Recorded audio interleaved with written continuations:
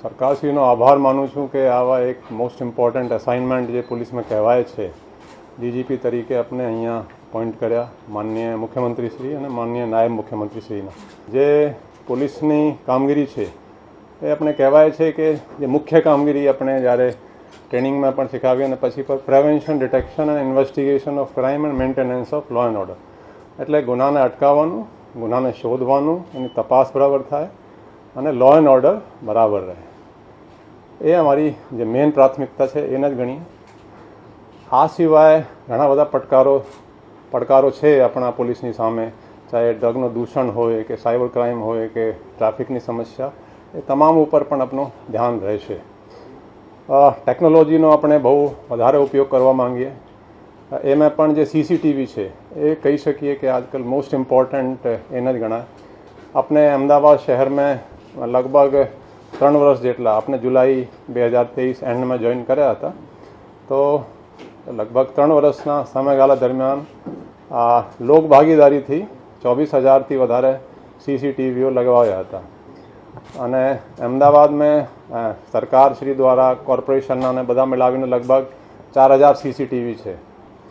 તો અને આજે લોક ભાગીદારીથી લગાડેલા 24,000થી વધારે સીસીટીવીને 3,000થી ઉપરની સીસીટીવીની ફીડ પોલીસ સ્ટેશન લેવલે પણ આપણે લઈએ અને કંટ્રોલ રૂમમાં પણ લઈએ. એટલે આ લોક ભાગીદારીથી જ થયા છે. તો એ આપણે ફર્સ્ટ પ્રાયોરિટીમાં અમુકમાં જે અમુક પ્રાયોરિટીમાં આને પણ આપણે પૂરા સ્ટેટમાં જે અમુક સિટીઝ છે લોક ભાગીદારીથી વધારેમાં વધારે સીસીટીવી લગાય એ આપણે પ્રાથમિકતા રહેશે.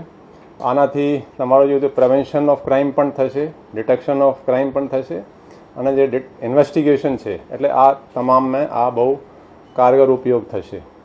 આ સિવાય ગુનેગારોને કાયદાનો, પોલીસનો થોડું ડર રહે એ પણ આપણે એ રીતેની પોલીસિંગ કરતા આવ્યા છીએ અને એ પણ આપણે કરતા રહીશું.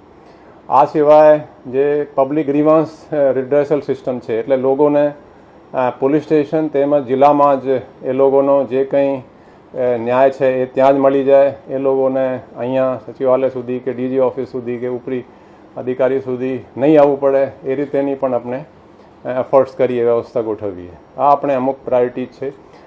ડ્રગના દૂષણ જે વધી રહ્યા છે એના માટે આપણે જેટલા એફર્ટ્સ છે અમદાવાદમાં પણ ખાસા એફર્ટ્સ કર્યા છે. આખા સ્ટેટમાં એન્ટી નાર્કોટિક ટાસ્ક ફોર્સ પણ એના પણ પ્રોસેસ ચાલી રહ્યા છે.